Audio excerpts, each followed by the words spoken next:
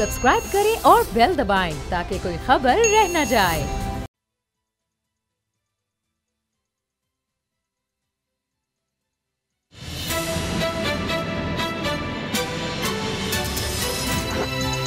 अब पता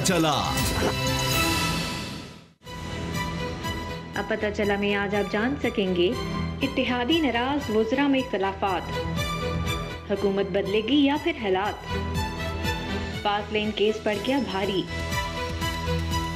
6 जुलाई को क्या करेंगे जरदारी, असद उमर ने कर दिया बड़ा दावा, कोरोना का जोर टूट गया। बिस्मिल्लाहिर्रहमानिर्रहीम, अस्सलाम वालेकुम। मैं हूं मोहम्मद उसामा गाजी और आप देख रहे हैं अब पता चला। आज हमारे बहुत ही ख़ास मेहमान जनाब सुहेल बड़ाइच साहब हमारे साथ होंगे।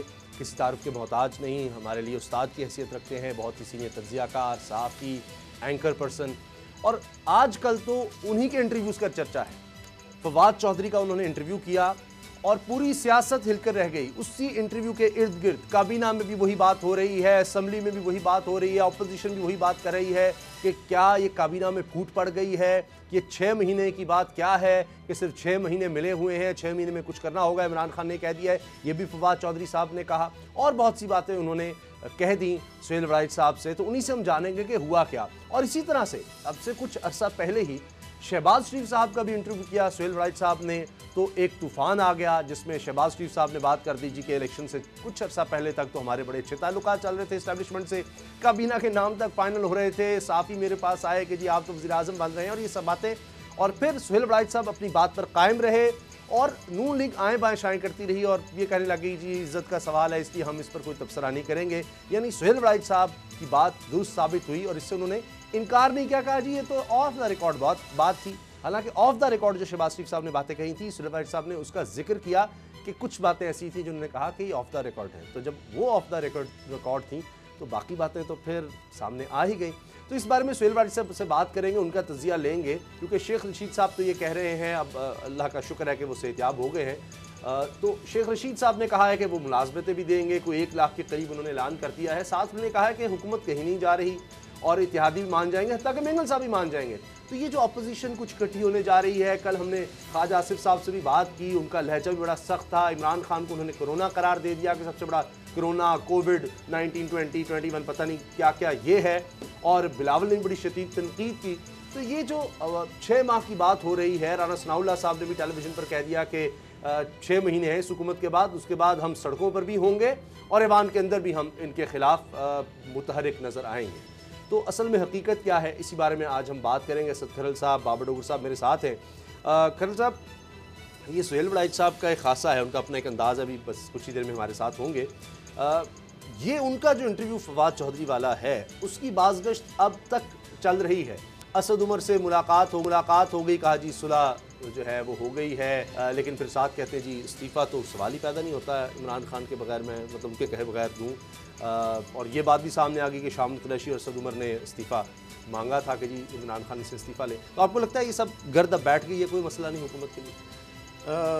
देखिए उसामा साहब, मामला अब ये हो रहा है कि जो इमरान खान साहब की जो कैबिनेट के लोग हैं उनकी जानब से इस तरह की चीज़ें सामने आना, इसका मतलब ये है कि हुकूमत के अंदर, हुकूमती सफ़ों के अंदर, हुकूमती हलकों के अंदर एक मायूसी की फ़िज़ा पाई जा रही है। फवाद चौधरी साहब को ये इंटरव्यू देने की नौबत क्यों आई?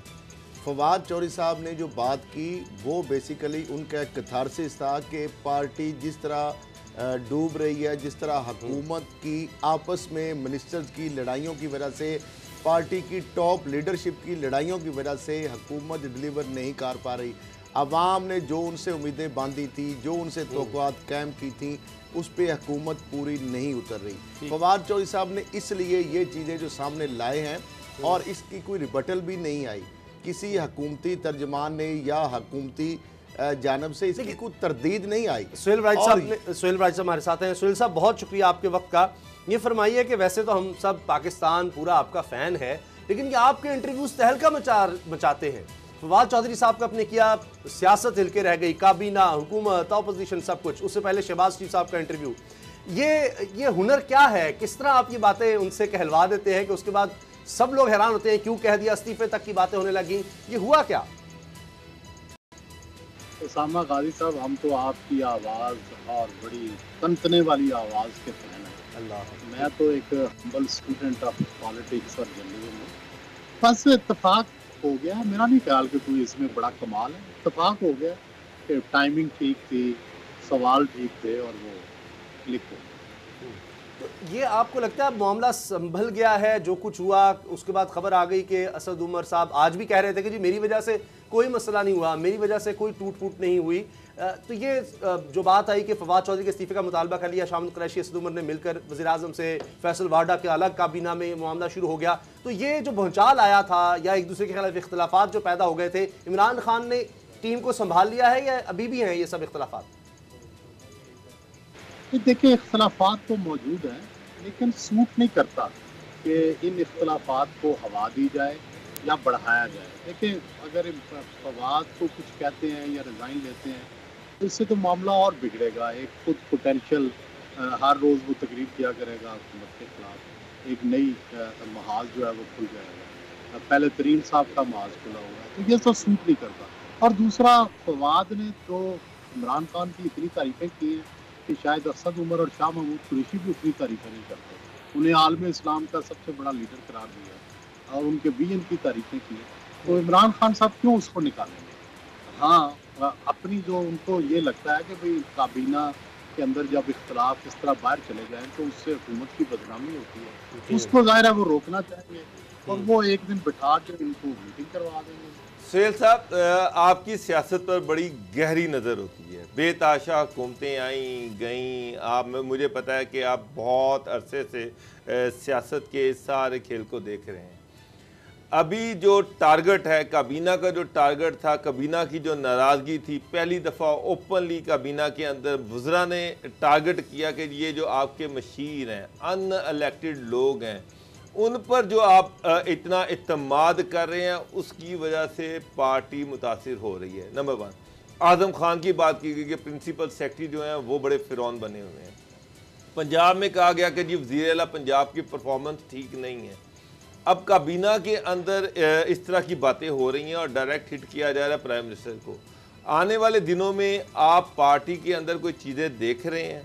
आपको लग रहा है कि जो फोकस है वो मशीरों से हटकर मिनिस्टर्स की तरफ जाएगा, जो इलेक्ट होकर आए हैं, जो शोर मचा रहे हैं? कोई इस तरह की चेंजेस आपको नज़र आ रही हैं आने वाले दिनों में?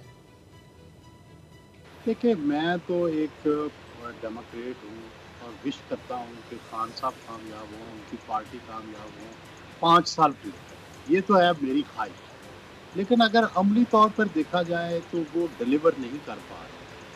उनकी जो पार्लिमानी हैयत है वो बदल चुकी है, मशीर उनके जो हैं वो ज़्यादा हावी हो गए हैं और जो इलेक्टेड लोग थे वो पीछे चले गए हैं। और तीसरी बात है कि पार्लिमान की वो अहमियत नहीं है जो होनी चाहिए, और जब पार्लिमान की अहमियत नहीं है तो इसका मतलब है आवाम की अहमियत नहीं है। ये एक सदारती निज़ाम टाइप चल रहा है जो कि मुनासिब नहीं है, और फिर डिलीवरी नहीं हो रही। सबसे बड़ी बात यह है कि अगर आप प्रोफेशनल ले आएँ और वो डिलीवरी कर रहे हों, और अगर या फिर आप कनेक्ट हो लोगों से, वो भी नहीं है। तो आपने देखा रियाज मोहम्मद खान मज़ारी साहब हों या और दूसरे बहुत से लोग हों, वो भी तकरीबन इन्हीं ख्यालात का इजहार कर रहे हैं, राजा रियाज साहब भी।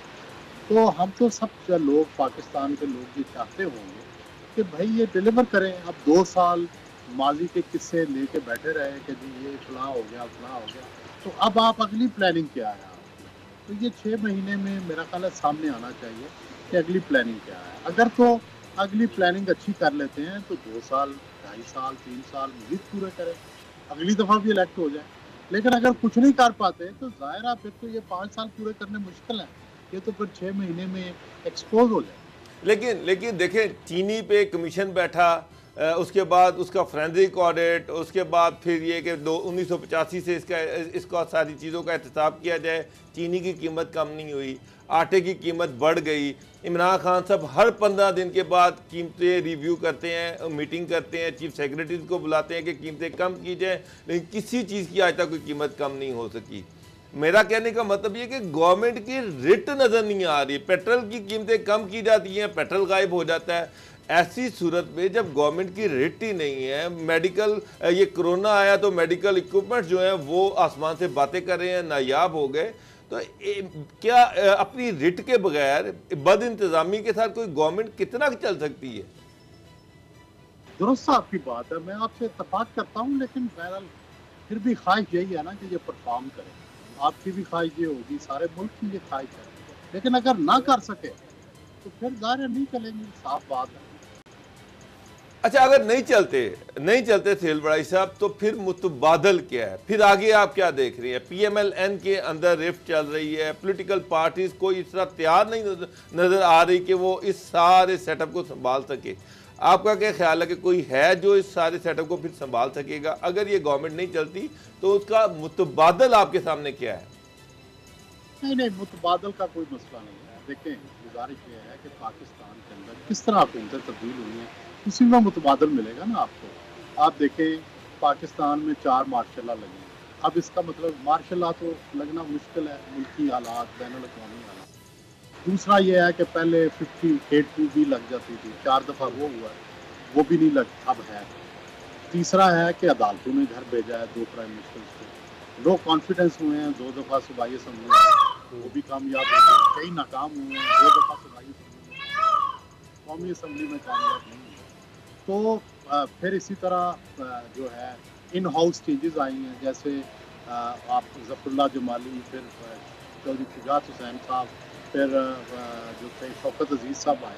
तो ये 4-5 रास्ते मौजूद हैं तब्दीली के, तो इन्हीं में से एक जो है वो अपनाया जा सकता है आसानी से। अच्छा सुहेल बड़ाई साहब, एक 6 माह की बात भी आ रही है, और जिस तरह आप कह रहे हैं कि इस हालात में हुकूमत के लिए शायद मुश्किल हो अगर डिलीवर नहीं करेगी 5 साल, तो क्या आप कौमी हुकूमत, टेक्नोक्रेट गवर्नमेंट या प्रेसिडेंशियल सिस्टम की तरफ जाता देख रहे हैं हालात को जिस तरह ये बांटे? और साथ एक और सवाल के पहले तो JUI और F और उसके बाद पीपल्स पार्टी का, अब बिलावल साहब ने शहबाज शरीफ साहब से रब्ता किया और APC अगले हफ्ते इत्तेफाक किया है। ये जो अपोजिशन की जो अकट है, ये और ये दोनों जो सवाल हैं, किस तरह आगे हालात को बढ़ता हुआ आप देख रहे हैं? मेरा नहीं ख्याल कि कोई नेशनल गवर्नमेंट बननी चाहिए, ठीक है, क्योंकि नेशनल गवर्नमेंट जो होती है ना, ये भानमती का कुंबा होता है। तो इसमें कोई टांग खींच रहा होता है, कोई बाजू खींच रहा होता है, कोई नाक को पकड़ रहा होता है, ये कामयाब नहीं होती हमारे। बेहतरीन तरीका इन हाउस चेंज है। PTI की मेजॉरिटी है, PTI को ही अगर कभी तब्दीली आई तो PTI को बाकी जमातें सपोर्ट करेंगी या तब्दीली आएगी, ये वाहिद एक ऑप्शन लगता है, लेकिन ये ऑप्शन भी बड़ी दूर है। अभी फौरी तौर पर ये सोचना और ये करना दोनों वायबल है। जहांगीर तरीन साहब का आपको मुस्तकबिल क्या नज़र आ रहा है? लंदन वो गए इलाज के लिए, लेकिन उनका वहाँ स्टे लंबा हो गया। जहांगीर तरीन साहब के बेटे का मैं सोचता हूँ कि साउथ पंजाब की सियासत में किरदार रहे। अच्छा, और अभी ये जो शुगर स्कैंडल आया, आपको लगता है कोई चांस आपको नज़र आता है कि पैचअप हो जाए जहांगीर तरीन इमरान खान के दरमियान, या अब बिल्कुल रास्ते जुदा हो गए? मेरा ख्याल है रास्ते तो बिल आखिर जुदा होंगे, लेकिन फिलहाल जाहिर है कोशिशें जारी रहेंगी कि ये लड़ाई बढ़े ना। तरीन साहब को भी सूट करता है कि जाहिर है उनके खिलाफ कोई ट्रायल ना हो, उनके खिलाफ कोई मुकदमे ना बने, और खान साहब को भी सूट करता है कि एक ऐसी अपोजिशन खुद उनकी पार्टी के अंदर क्रिएट ना हो जो उनके लिए मसला बने। तो उन्होंने क्रेडिट भी ले लिया करप्शन पकड़ने का, और कुछ करें भी ना, तो दोनों चीज़ें उन्हें सूट करती हैं। अब ये बात भी सामने आई, कल मैं देख रहा था प्रोग्राम, तो राना सनाउल्लाह साहब ने एक टीवी प्रोग्राम में कहा कि जी 6 महीने हम इनको देंगे, अगर इनके कोई हालात बेहतर हो गए तो ठीक है, वरना हम सड़कों पर भी होंगे और पार्लियामेंट के अंदर भी हम इनको नहीं चलने देंगे या इनके लिए मुश्किल कर देंगे। लेकिन जब भी हमने देखा धरना हो, उससे भी कोई फ़र्क नहीं पड़ा, बल्कि ये कह सकते हैं कि एक तरह से मजबूत हो गए इमरान खान साहब या उनकी हुकूमत। उससे पहले APC भी बुलाकर देख ली तमाम जमातों ने, अपोजिशन जमातों ने, उससे भी कुछ हासिल नहीं हो सका। अब आपको लगता है अभी NFC की बात हुई, 18वीं तरमीम, उस पर ये कोई इकट्ठे हो सकते हैं, या फिर अगर इकट्ठे हुए तो वही होगा कि इनको कुछ हासिल नहीं होगा, इमरान खान मजीद अगले साल के लिए मजबूत हो जाएंगे? देखिए, पाकिस्तान में उसामा साहब एक हाइब्रिड डेमोक्रेसी है। पाकिस्तान में मुख्तलिफ सेक्शन ऑफ सोसाइटी है, अवाम है, पार्लिमान है, कोर्ट्स हैं, अदारे हैं। तो जब भी कोई सियासी तब्दीली आती है, इसमें सारे पार्टिसिपेट करते हैं। आप देखें कि नवाज शरीफ के जाने उनको प्रेसिपिटेट किया सुप्रीम कोर्ट ऑफ पाकिस्तान ने। और पाकिस्तान के इलेक्शन करवाने में फौज का रोल रहा, फिर अदलिया का रोल रहा। तो जब भी पाकिस्तान में कोई तब्दीली आनी होगी, सबसे पहले ये देखा जाएगा कि अदारे क्या सोच रहे हैं, मुल्क की अमूमी सिचुएशन क्या है। सिर्फ सियासी पार्टियों के मिल बैठने से तब्दीली नहीं आती। तब्दीली आने के लिए ओवरऑल पूरे मुल्क की सिचुएशन, अदारे, मुख्तलिफ इंस्टीट्यूशन सबको देखना पड़ेगा, इंटरनेशनल सिचुएशन देखनी पड़ेगी, फिर तब्दीली आती है। और अभी उसके लिए ये सारे तकाजे पूरे नहीं हुए। ये दुरुस्त है कि इमरान खान डिलीवरी में नाकाम जा रहे हैं, लेकिन अभी तब्दीली का अमल जो है वो शुरू नहीं है। ख्वाजा आसिफ साहब कल हमारे प्रोग्राम में थे तो उन्होंने ये कहा कि इमरान खान के अलावा तहरीक इंसाफ कोई और शख्स चुन ले, तहरीक इंसाफ में से ही हम उसको सपोर्ट करेंगे। तो आपको क्या लगता है कि असद उमर या शाह महमूद कुरैशी ये सामने आ सकते हैं और वाकई मुस्लिम लीग नून और दीगर जमातें उनको सपोर्ट करेंगी, पीपल्स पार्टी वगैरह? जाहिर है उनको फ़ायदा है, इसमें वो करेंगे सपोर्ट। मेरा ख्याल है कि अगर पॉलिटिकल क्लास की मर्जी हुई तो वो शाह महमूद कुरैशी को लाएंगे, लेकिन अगर पॉलिटिकल क्लास की ना चले तो फिर कोई और आ जाएगा। लेकिन सुहेल बड़ाई साहब, सिर्फ मुझे ये बताएं कि इमरान खान के होते हुए क्या ये पॉसिबल है कि उनको उनकी पार्टी दूसरी पार्टियों के साथ मिलकर उतार कर परे कर दे और उनकी जगह पे किसी और को प्राइम मिनिस्टर ले आए? क्या ये पॉसिबल लगता है आपको? मुझे तो आप क्या इसको किस तरह से देख रहे हैं? देखिए, ये आपकी बात दुरुस्त है कि ऐसा होना बड़ा मुश्किल है, लेकिन पहले तो हम इस बात पे एग्री कर रहे हैं ना कि भाई ऑप्शन एक्सप्लोर करें। हम तो ऑप्शन एक्सप्लोर कर रहे हैं, हम ये नहीं कह रहे कि ऐसा हो जाएगा या ऐसा मुमकिन है कि भाई अगर इमरान खान को रिप्लेस किया जाता है तो कैसे किया जाएगा, ये हम ऑप्शन डिस्कस कर रहे हैं। दूसरी बात यह है कि ये कोई ऐसी गैर पसंदाना बात नहीं। आप देखें, नवाज शरीफ पाकिस्तान के अंदर मौजूद थे तो शायद खान अब्बासी आ गए, ठीक है, ये हमारे सामने हुआ, ठीक है। इससे पहले भुट्टो साहब कितने ताकतवर थे और जब मार्शल लॉ लग गया तो उनकी रिप्लेसमेंट एक इंतहाई कमज़ोर शख्स महमूद खान जो है वो प्राइम मिनिस्टर बन गया। तो आप इसको क्या कहेंगे, ठीक है। हमने देखा कि जब जनरल मुशर्रफ ने इलेक्शन कराया तो ज़फरुल्लाह जुमानी को लिया।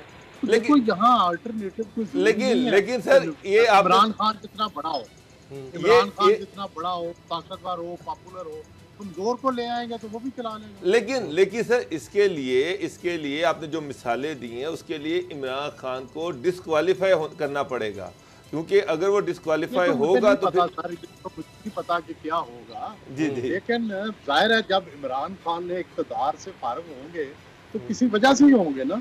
ये तो नहीं हो सकता ना कि खुद ब खुद घर चले जाए। अच्छा, दुनिया में जाता जरदारी साहब की तरफ आ जाए। उन्होंने पंजाब में कायरा साहब को, चौधरी मंजूर को कहा कि जी वर्कर्स को एक्टिव करना शुरू कर दें, इलेक्शन आने वाले हैं, मोबिलाइज करें वर्कर्स को। आपको पंजाब में कोई जाले नजर आ रहे हैं जिनको इन्होंने मोबिलाइज करना है? अगला इलेक्शन जो है ना पंजाब में वो तो पीटीआई और नून है।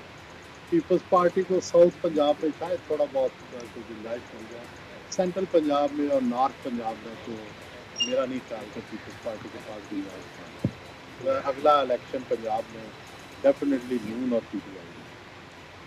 और सुहेल साहब, खैबर पख्तूनख्वा की अगर बात करें तो ये बड़ा एक तहरीक इंसाफ दिखाती है कि तारीख़ में पहली दफ़ा हुआ है कि जिसकी हुकूमत थी पिछली दफ़ा उसी को दोबारा खैबर पख्तूनख्वा की आवाम ने इलेक्ट कर लिया हो, वरना ऐसा तारीख़ में कभी नहीं हुआ। हर दफ़ा वो किसी नई पार्टी को मौका देते हैं। अब 2023 में बाबर डोगर साहब को ये कह चुके हैं मिनिस्टर्स तहरीक इंसाफ के, जी हमने 2023 में भी हमें इमरान खान साहब ने कहा है कि हमने इलेक्शन इसी बात पर लड़ना है कि ये पुरानों ने बड़ी करप्शन की है, करप्शन बड़ी की है। ये मुमकिन है कि इसी बात पर इलेक्शन 2023 का इलेक्शन जो है उसका नैरेटिव भी 2018 वाला ही होगा कि वो पिछली गवर्नमेंट्स को क्रिटिसाइज कर के उनकी करप्शन का जिक्र करके हमने ये इलेक्शन लड़ना है। तो क्या लोग पूछेंगे नहीं कि जनाब आपने क्या किया? देखिए उसामा साहब, मैं समझता हूँ मेरा तजिया मुख्तलिफ है। मेरा ये ख्याल है कि इसमें परवेज़ खटक का बहुत रोल था खैबर पख्तूनख्वा की हिस्ट्री में, और उन्होंने बहुत अच्छा इलेक्शन लड़ा, बहुत अच्छी प्लानिंग की, मुखालफों को कमज़ोर किया और अपनी पार्टी को मजबूत किया, इसीलिए वो दोबारा इलेक्शन जीते हैं। और दूसरी बात यह है कि एक फील गुड जो थी वो KPK के अंदर मौजूद थी और उसका असर हमें नॉर्थ पंजाब के अंदर भी नज़र आया, जो कि मुल्का है खैबर पख्तूनख्वा से रावलपिंडी तक और आगे फिर बल्कि पूरे नॉर्थ में वो नज़र आया। तो इसलिए KPK के जो अंदाजे हैं वो डिफरेंट हैं, सेंट्रल पंजाब के जो अंदाजे हैं वो डिफरेंट है। और दूसरा यह है कि KPK में कोई पोटेंशियल अपोजिशन नहीं है, नून ऑर्गेनाइज नहीं है, पीपल्स पार्टी इस तरह से ऑर्गेनाइज नहीं है। ANP पहले होती थी, बड़ी मजबूत होती थी, लेकिन वो बहुत कमज़ोर हुई दहशतगर्दी की वजह से और दूसरी वजूहात से। तो अभी कोई वहाँ पे ऐसा फेस या ऐसा फ्रंट नज़र नहीं आ रहा जो तहरीक इंसाफ को चैलेंज करे। लेकिन जब भी इलेक्शन हुआ मेरा ख्याल है कि उससे पहले कोई ऐसा महाज इत्तेहाद या ऐसे चेहरे सामने आएंगे जो कन्फ्रंट कर सकें। मरियम साहिबा, मियां नवाज शरीफ साहब, इनका अब क्या रोल देख रहे हैं? अभी अगले कुछ महीने में तो नहीं नजर आ रहा, शायद 2023 के इलेक्शन में कुछ नहीं। आपने कहा कि PMLN अभी तैयार नहीं है, लेकिन ये भी चीजें सामने आ रही कि PMLN के अंदर शदीद रिफ्ट चल रही है, लड़ाई चल रही है। तो ये मेरा मतलब है कि लड़ाइयाँ ये क्या मियां नवाज शरीफ के होते हुए वो इनको कंट्रोल नहीं कर सकते? ये जो इतना पार्टी के अंदर जो रिफ्ट जो इस टाइम चल रही है और मियां साहब भी मौजूद हैं। देखिए क्या लड़ाई चल रही है, सवाल तो ये है ना कि भाई ना उनकी हुकूमत है ना को वो जद्दोजहद कर रहे हैं, घरों पे बैठे हैं। ठीक है, इख्तलाफी दोनों उन्हें सूट करता है। मियां नवाज शरीफ को वो निकाल के ले गए हैं, ठीक है, वो वहाँ पे लंदन में बैठे हैं। शहबाज शरीफ को हुकूमत गिरफ्तार करना चाहती थी, नहीं कर सकी। तो तमाम जो उसको मरियम को उन्होंने महफूज रखा हुआ है। जिस दिन वो बाहर निकलेंगी आप देखेंगे क्राउड जो हैं पंजाब में उनको सुनेंगे। तो अभी तक तो उनकी एनर्जी महफूज है तमाम तर मुश्किलात से गुजरने के बावजूद। और उनका जो वोट बैंक है वो भी महफूज है। कहीं नहीं लगता कि वोट बैंक का जो नून का वोट बैंक है वो कम हुआ है, बल्कि PTI के ऊपर तहफ़्फ़ुज़ात हैं कि उनका वोट बैंक कितना ही है या कम हुआ है। नून का तो पंजाब में वोट बैंक वैसे का वैसा। अच्छा जी सुहेल साहब, जिस तरह मियां साहब की वापसी हुई 2008 से पहले और मुशर्रफ साहब 10 साल का एग्रीमेंट बाहर रखना चाहते थे, आपको लगता है 2023 से पहले मियां साहब वापस आएंगे, मरियम भी फिर एक्टिव हो जाएंगी और बड़ा टफ टाइम होगा तहरीक इंसाफ के लिए फिर? लेकिन उसके साथ शेर साहब एक और चीज़, आपने खुद शहबाज शरीफ साहब का इंटरव्यू किया, जिस तरह से वो एस्टेब्लिशमेंट के साथ पिंगें बढ़ा रहे थे। उन्होंने खुद कहा कि उनकी गवर्नमेंट बनने वाली थी। नवाज शरीफ का बयानिया बिल्कुल उलट है। तो ये दो बयानिए तो पैरेलल चल रहे हैं PMLN के अंदर। शहबाज शरीफ साहब का एक अपना बयानिया है, उनकी एक अपनी सोच है, मरियम की एक अपनी सोच है। अब ये दो अपोजिट सोचें किस तरह से इकट्ठी होकर चलेंगी, मुझे ये चीज़ समझ नहीं आ रही। ये बड़ा आसान है जी ये समझना। देखिए गुजारिश ये है कि उनकी शुरू से ये स्ट्रेटजी है कि वो दो सोचें, दो मुख्तलिफ सिमतों में काम करें, एक मुखासमाना या बागियाना और एक मुफाहमाना। और जिस रास्ते से इक़्तिदार मिले, मुखासमाना तरीके से मिले या मुफाहमाना तरीके से, वो इक़्तिदार ले लेते हैं और फिर एक ही नैरेटिव करना शुरू। ठीक है, तो बड़ा आसान है। इस वक्त कुछ करता है मुफाहमाना रवैया, ठीक है, तो सब मुफाहमाना रवैया पे आ गए हैं। मरियम चुप है, नवाज शरीफ साहब वहाँ चुप हैं और शहबाज शरीफ साहब आ गए हैं। ठीक है, तो मुफाहमाना रवैया चल रहा है। अगर उनकी दाल ना गली तो फिर मुखासमाना शुरू हो जाएगा। बहुत शुक्रिया, बहुत बहुत शुक्रिया सुहेल वक्तिया। ब्रेक का वक्त है, ब्रेक के बाद मिलते हैं।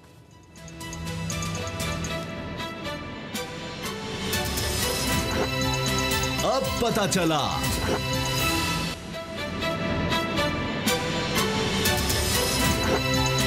अब पता चला।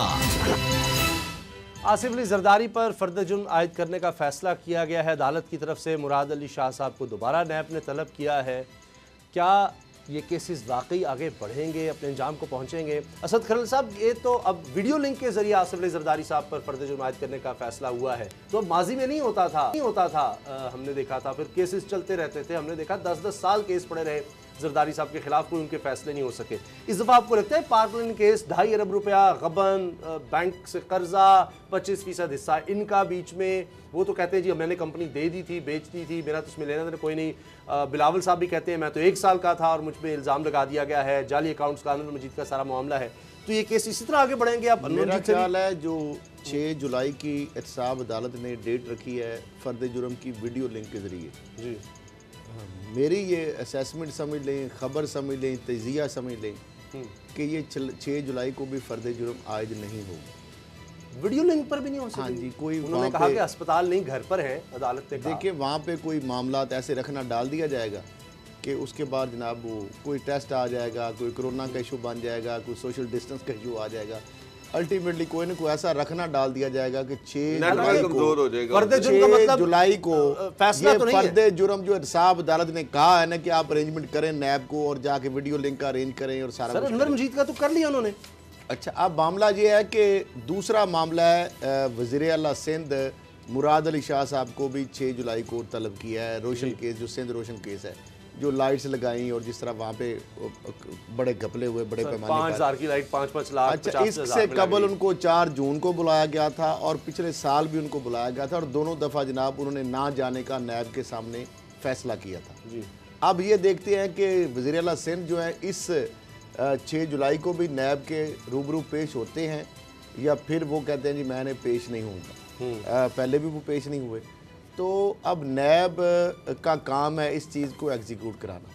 अगर कोई कमज़ोर मुल्ज़म हो उसको तो नैब उठा के भी ले जाता है, नैब इसको गिरफ़्तार भी करता है, उसका रिमांड भी 90 दिन रखता है, उसको हॉस्पिटल अगर जाए तो नैब मुखालफत करता है।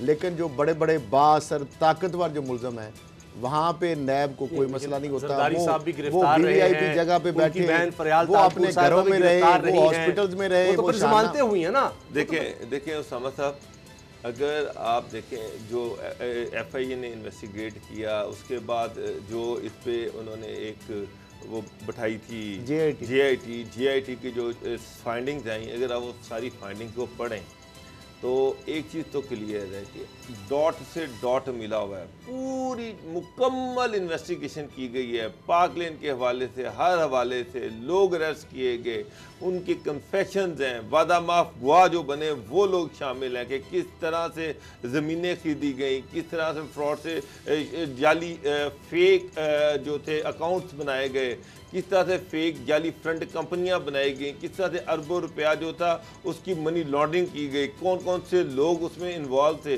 उन लोगों को अरेस्ट किया गया।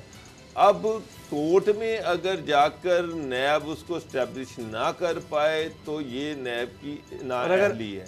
अदरवाइज मेरे साहब जो आपके हमारे राना हसनाउल्लाह साहब जो वज़ीर कानून रहे पंजाब के, वो कहते हैं कि जनाब मुलाजिम के नाम पर अकाउंट खोलना ये क्या गलत है। जरदारी साहब कहते हैं कसूर उनका है, उनसे जाकर पूछें जिनके नाम पर जाली अकाउंट्स है, पापड़ वाला, कोई रिक्शे वाला, कोई रेडी वाला, कोई छाबड़ी वाला, जो भी है कसूर तो उनका है। उसके अकाउंट से अगर मुझे पैसे आ रहे हैं, बकरे वो जो मर्जी कहते हैं, वो तो शहबाज साहब खाना बात हो रहा है, मेरी बात सुने, मेरी एक हम्बल मेरी रिक्वेस्ट सुन लें। वो तो शहबाज साहब जब नैब के पास आते हैं और जब बाहर आते हैं तो वो कहते हैं जी कि मैंने तो नैब को चुप करवा दिया, मैंने तो उनके मुंह पे सवालों के जवाब मार दिए। और जो होता ये है कि वो जो सवाल उनसे पूछ रहे होते हैं, वो जो कंक्रीट एविडेंस सामने रख रहे होते हैं, उस वक्त शहबाज साहब की बोलती बंद होती है। मुराद अली शाह साहब जो बाहर आए उन्होंने कहा जी जितने भी सवाल थे मैंने उनके सारे जवाब दे दिए। हालांकि सिंध रूरल डेवलपमेंट अथॉरिटी का जो डीजी था जिसने वहाँ पर वो बल्ब लगाए, वो जो सारे लगाए चीज़ें 4 अरब रुपए की सोलर लाइट लगाई, वो खुद वादा माफ गुआ बन चुका हुआ है इस केस में सर। और उसने बताया कि 10.5 अरब रुपया रिकवर हुआ है, 10.5 अरब रुपया। अब मुझे एक बात से हो गया, ये सारी चीजें मफरूजे नहीं है, फर्जी कहानियां नहीं है, एविडेंसेस हैं, हर चीज नैब के पास है। उसके बावजूद हम ये कहें कि जनाब वो फिर तो नैब की नाअहली है। मैं तो यही कहूंगा सर, चले नाअहली है। अदरवाइज मुझे डॉट से डॉट मिला हुआ है, इतनी मुकम्मल इन्वेस्टिगेशन है, चले इन्वेस्टिगेशन है, हर चीज का एविडेंस है, वादा माफ गुआ है। नून लीग ने एहतसाब करके देख लिया, मियां नवाज शरीफ साहब ने, वो सेंटर सैफुर रहमान ने जरदारी साहब को 10-10 साल अंदर रख के देख लिया, BMW पता नहीं क्या क्या केस, कौन सा साबित कर सके।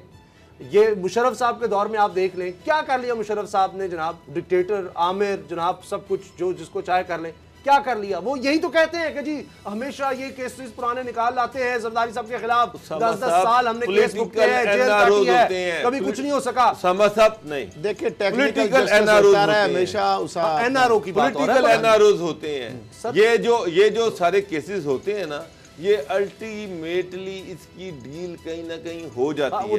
जिस तरह से मियां साहब जो हैं, अब आप देखें किस तरह से अभी कह रहे थे सोहेल बड़ाई साहब, किस तरह से उनको यहाँ से उठाया गया और लंदन पहुँचा दिया गया। उनके खिलाफ उनको सजा हो चुकी है, उनके खिलाफ केसेस हैं, बेतहाशा केसेस हैं, बेतहाशा एविडेंसेस हैं, लेकिन वो चले गए। मरियम अपने घर पर बैठी हुई है, अब अंदाजा लगा लेंगे सजा के दौरान वो घर में बैठी हुई हैं। इसी तरह शहबाज शरीफ अपने घर में बैठे हुए हैं। मसला ये है कि कोर्ट्स का उसमें बेचारी कोर्ट क्या करेगी जब चीज़ें कहीं और सेटल हो रही हैं, डिसीजन कहीं और हो रहे हैं, मामला कहीं और तय पा रहे हैं।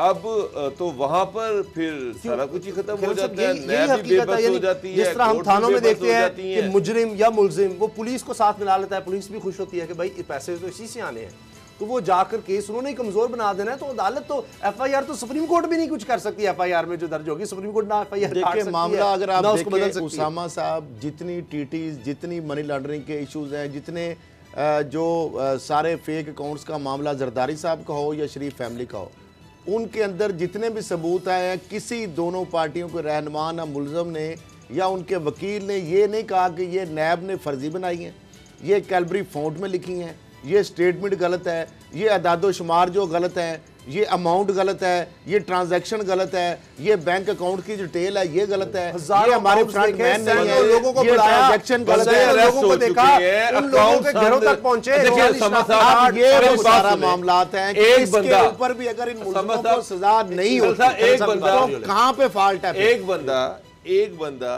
जिसके पास मोटरसाइकिल खरीदने के पैसे नहीं है, उसके अकाउंट से अगर शहबाज शरीफ के अकाउंट में करोड़ों रुपया जा रहा है, या जरदारी साहब के अकाउंट में अगर गोलगप्पे के और इधर उधर के लोगों से करोड़ों रुपए जा रहे हैं, तो उसके बाद भी ये कहें कि यार के तो फिर तो मेरा ख्याल है। और फिर वो बंदे पकड़े गए, फिर जो लोग वो जिन्होंने फेक अकाउंट्स बनाए थे वो पकड़े गए, जाली कंपनियों को जो ऑपरेट कर रहे थे वो पकड़े गए। हर कारोबारी ने बनाए हुए जाली अकाउंट्स, बैंक को लूटा जाता है, जाली अकाउंट्स पकड़े गए, सिंध बैंक को लूटा जाता है, फिर वो ओमनी ग्रुप को सब्सिडी दी जाती है, फिर इदारों के किकबैक्स और जो करप्शन है, जो फंड्स है, वहां पे जो डाके चलते हैं। और इस तरह पंजाब के अंदर कहते हैं कारोबारी पाकिस्तान में ऐसे होता है। शुगर मिल्स की आप देख लें, इन्वेस्टिगेशन में यही बात सामने आई है। उन्होंने अपने ट्रक ड्राइवरों के नाम पर ठेके दिए हुए हैं, उनके नाम पर, ड्राइवरों के नाम पर अकाउंट्स हैं, उस पर जनाब माल बिक रहा है, शुगर बिक रही है, अफगानिस्तान जिस तरह बताया, जरदारी साहब कहते हैं सबने जाली अकाउंट्स बनाए हुए करते हैं। फिर उसके बाद इमरान खान ने इस तरह बताया कि 29 अरब रुपए की सब्सिडी का बयान है ऑन रिकॉर्ड, वो 4 सालों के कारोबार होता है इस तरह। 29 अरब की सब्सिडी ली और टोटल मिला के सारी मिलियन टैक्स दिया 9 अरब। 1 अरब। मैं आपको एक चीज बताऊं, राना साहब इस हद तक तो ठीक कहते हैं कि ये कारोबारी लोग टीटियां लगवाते हैं। असल इशू ये है वो जो पैसा आ रहा है वो पैसा करप्शन का पैसा है, 2 नंबरी का पैसा है। टीटियां, मेरा सवाल ये है ये टीटियां उस वक्त ही क्यों लगती हैं जब ये इक्तदार में होते हैं?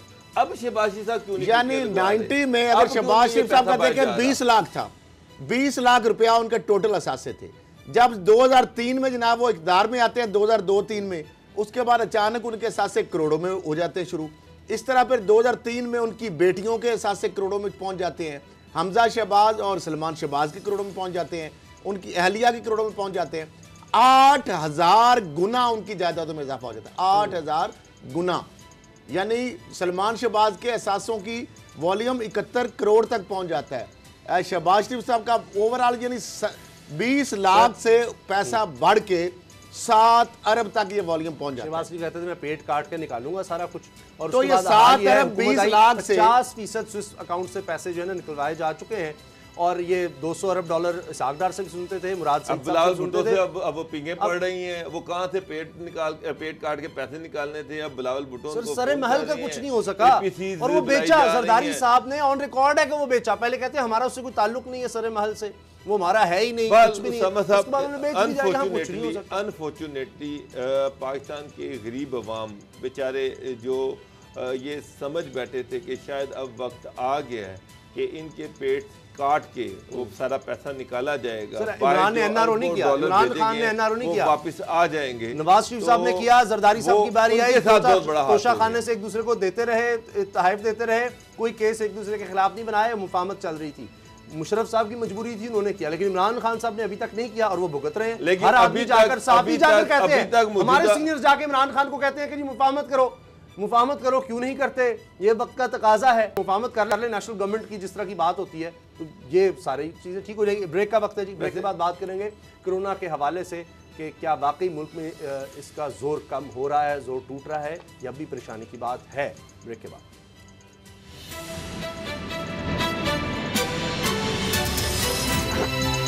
अब पता चला।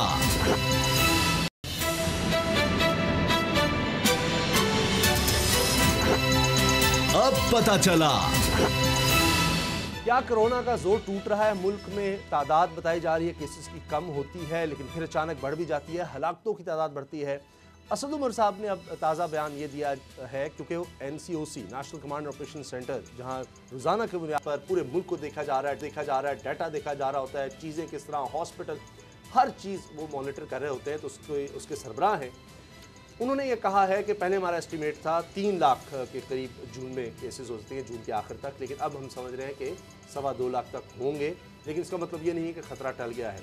बाबर डोगर साहब, अब जिस तरह कल इमरान खान साहब ने कहा कि मैंने कब मुतज़ाद बयान दिया आज तक, मैं लॉकडाउन के ख़िलाफ़ था, हम कहते हैं स्ट्रिक्ट लॉकडाउन होना चाहिए, और ये जिस तरह सूबों ने कर दिया, मेरे से पूछा नहीं, इस तरह से नहीं होना चाहिए था। आज भी लाहौर में लॉकडाउन में सख्ती से मुराद है कि नए इलाकों में किया जा रहा है, और मेरी फैमिली में अभी एक डेथ हो गई कोरोना की वजह से। तो ये केसेस ख़त्म नहीं हुए, लेकिन जो रिपोर्ट हो रहे हैं वो कम हो रहे हैं। क्या ये टेस्टिंग में कमी की वजह से है? क्योंकि ये भी बात है कि टेस्ट कम हो रहे हैं, हुकूमत कहेगी कि जी इसलिए कि हम तो बीमार का ही टेस्ट करेंगे जिसमें सिम्टम्स होंगे, ऐसे ही तो खामखा नहीं करेंगे टेस्ट। सामा साहब, लाहौर में जो हेल्थ डिपार्टमेंट ने एक रिपोर्ट दी थी ना, वो रिपोर्ट टोटल ठीक थी सर। अभी मैंने पढ़ी है 40 लाख हो सकते हैं पाकिस्तान में, ये रिपोर्ट आ गई है। कोई गलती नहीं थी।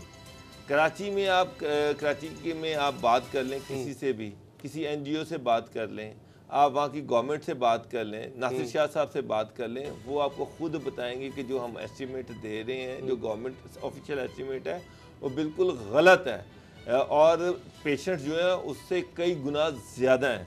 लाहौर में भी ऑफ द रिकॉर्ड आप बात करें तो आपको बताएंगे कि पेशेंट्स बेतहाशा ज़्यादा हैं। लाहौर के अस्पतालों में अभी तक इस डेट तक जितने भी अस्पताल हैं वहाँ पर इतने ज़्यादा हैं कि वहाँ पर अब नए पेशेंट की गुंजाइश ही नहीं है। कल इमरान खान साहब ने कहा कि थकावट हो रही है हमारे सारे निज़ाम को, पूरे यानी जो सेहत का निज़ाम है, मगर अब स्टेटमेंट ये आई है कि नहीं हम संभाल लेंगे।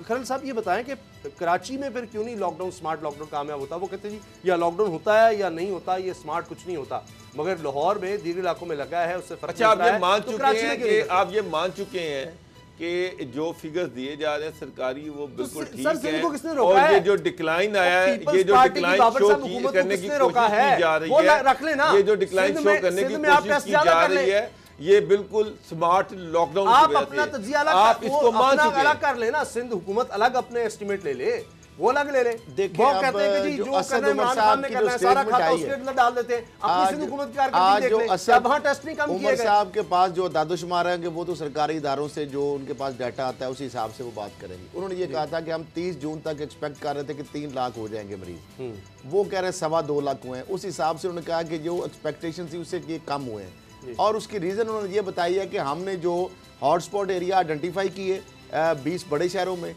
फाकी दारुल हुकूमत में, लाहौर में, इस तरह बलूचिस्तान में, फिर सिंध में, कि फिर उसके बाद स्मार्ट लॉकडाउन का सिलसिला शुरू किया। उससे उन्होंने कहा ये एक तो फर्क पड़ा है। दूसरा उन्होंने कहा कि उन्होंने तो 12 लाख तक सुना दिया जुलाई के एंड तक कि जी बाद में कम केसेस होंगे तो हम कहेंगे देखें अच्छा, हमारी कारकर्दगी 12 लाख हो सकते थे। कुछ हफ्ते उन्होंने कहा जी हॉस्पिटल के ऊपर इतना बर्डन बढ़ गया था कि हॉस्पिटल जो है वो बिल्कुल कैटर नहीं कर पा रहे थे। अब उन्होंने कहा कि बहुत सारे हमने अरेंज कर लिए। मामला ये है कि जो हम ये अदादशुमार की बात करते हैं या हम बैठ के उसामा साहब या असद उमर साहब करते हैं, क्या आप ये समझते हैं कि ये सारे कोरोना के लोगों के टेस्ट हो गए हैं दुनिया में इस और ये यार्डस्टिक हर कोई चीन नहीं है कि वो बीजिंग में उन्होंने जनाब रोजाना 10 देखिए लाख तो लोगों का चीन टेस्ट अगर चीन ने किया है तो चीन के ऊपर वाह जहां से शुरू हुई खत्म हो गई ना सर 22 करोड़ देखिए कैपेसिटी ये है कि पहले दिन से हम कह रहे थे अभी आपने इतने लाखों लोगों के टेस्ट कर लिए तो पहले दिन आप चंद हजार लोगों के टेस्ट कर लेते तो ये स्यापा ना पड़ता। आपने लाखों ने अरबों रुपए लगा दिए, कितने लोगों की अमवात हो गई, कितने हजारों लोगों की अमवात। इमरान खान ने कल कहा हमने लोग मुतासर हो गए।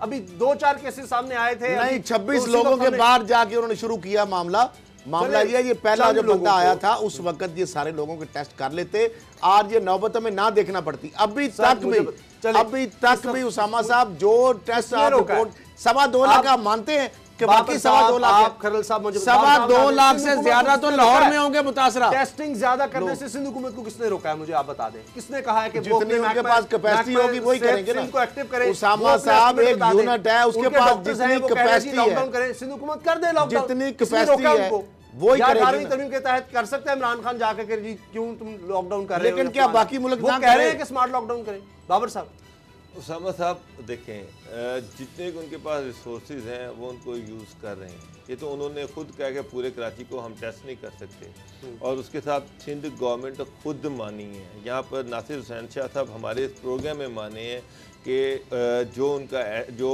सरकारी टेस्ट हैं पेशेंट उससे बहुत ज़्यादा हैं।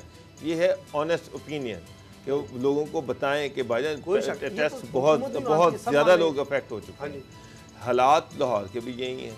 यहाँ पर तो एक लेटर आया जिसको बाद में गवर्नमेंट ने डिनाई कर दिया, हालांकि वो बिल्कुल रियलिस्टिक था, रियलिटी पर मबनी था कि बड़ी स्पीड से कोरोना फैल रहा है। खबरदार किसी ने एस्टीमेट लगाए, उन्होंने कहा जी अब ये काम ही नहीं करना, कोई स्टैटिस्टिक्स जमा नहीं करने। गवर्नमेंट तो नाम की कोई चीज़ नजर ही नहीं आ रही उसामा साहब। यहाँ पर आप बाहर जाएं, अभी ये आप मैं ऑक्सीमीटर ले लें, आप ऑक्सीजन का सिलेंडर खरीदने चले जाएं, आप कोरोना के हवाले से कोई दवाई खरीदने चले जाएं, आप वहाँ पर आपको पता चल जाएगा कि पाकिस्तान में कौन सी गवर्नमेंट है, किसकी गवर्नमेंट है। जो चीज़ 100 रुपए की थी वो 2000 रुपए की दवाई का नाम आया वो गायब हो गया। रेसोचिन की बात आई वो गायब होगी, क्लोरोकिन की बात हुई वो गायब होगी, एरिथ्रोमाइसिन की बात हुई साहब ने गायब आला काम किया। उन्होंने कहा है कि टिड्डी दल जो है ना ये खाने से कोरोना खत्म हो जाता है। उन्होंने अब ये कहा है कि शायद इससे ये टिड्डी दल भी गायब हो जाएगी, क्योंकि जिस इलाज का बताया जाता है चाहे वो सही है गलत है वो चीज गायब हो जाती है। देखिए आज टिड्डी दल भी लोग उठा के गायब कर देंगे। पाकिस्तान ने बड़े सीरियस कंसर्न शो किए हैं और जज साहबान ने उनका हुकूमत कुछ कर नहीं रही। ये जो अद्वियात है ये गायब हो जाती हैं। आप ड्रैप अगर अथॉरिटी से मिल लें तो जो मर्जी आप कर लें। जो ये फार्मास्यूटिकल कंपनी इन्होंने जो अंधेर नगरी में गायब मचाई हुई है, ये जो अपना मुनाफा है ये इंपोर्ट के नाम पर रॉ मटेरियल के नाम से बाहर ले जाती है। चेक एंड बैलेंस नहीं है, बिल्कुल हुकूमत कुछ करना नहीं चाहती।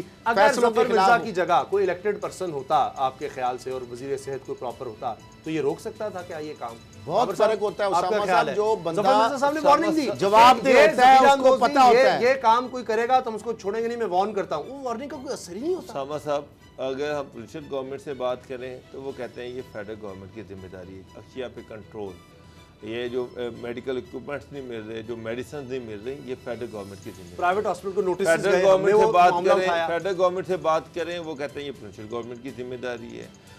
प्राइवेट हॉस्पिटल दोनों हाथों से लूट रहे हैं, गवर्नमेंट नोटिस का कोई असर नहीं हुआ। गवर्नमेंट बेबस है, गवर्नमेंट कोई एडमिनिस्ट्रेशन नहीं है, कोई गवर्नेंस नहीं है। मैंने तो आज तक नहीं देखा कि किसी दुकान पे रेड हुई हो, किसी दुकान से किसी बंदे को अरेस्ट किया हो, किसी दुकानदार को अरेस्ट किया हो, किसी फार्मासिस्ट को अरेस्ट किया हो कि वो चीज़ें महंगी बेच रहे हैं। मैं तो हैरान हूँ कि मिनिस्टर खुद जो है वो ये कंप्लेंट करें कि जी चीज़ें बड़ी महंगी मिल रही हैं, क्या किया जाए।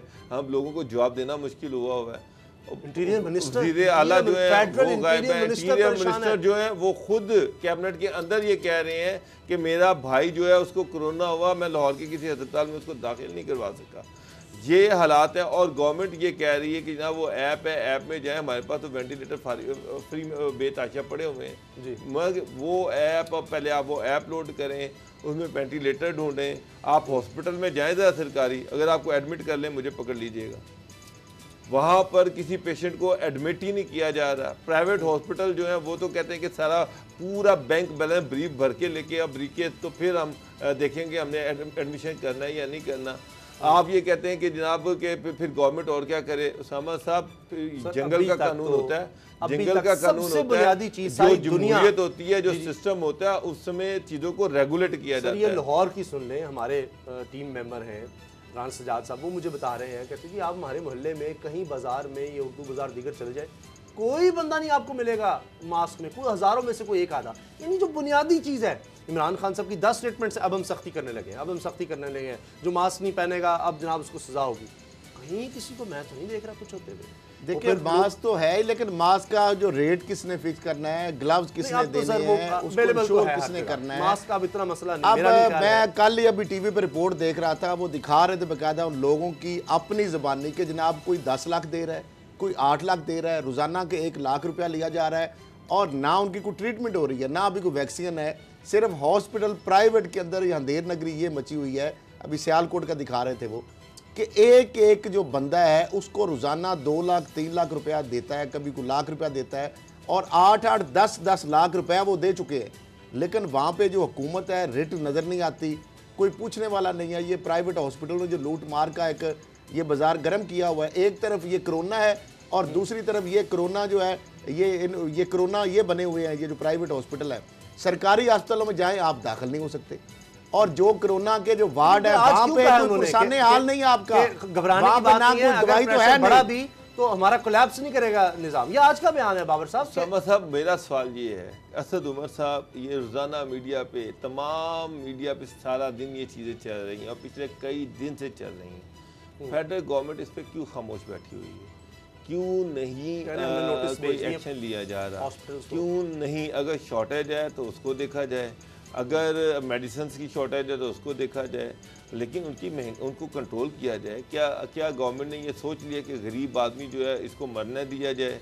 इसको कोरोना हो जाता है तो बस उसकी इम्यूनिटी, और दूसरा सबसे बड़ी डॉक्टर साहब जो लैब ने लूट मार मचाई हुई है ना, जो टेस्ट लेबोरेटरीज जो ने उन्होंने लूट मार मचाई हुई है, इनका थोड़ा सा लैब को इधर ध्यान करना चाहिए या हुकूमत को ऐसी लैब करना चाहिए जिन्होंने गदर मचाया हुआ है। ये हुकूमत और झूठे टेस्ट दे रहे हैं, बिल्कुल जाली। ये काम हुकूमत को लाजमी करने चाहिए। प्रोग्राम देखने का शुक्रिया, दुआ में याद रखिएगा, इजाजत दीजिए, अल्लाह हाफिज।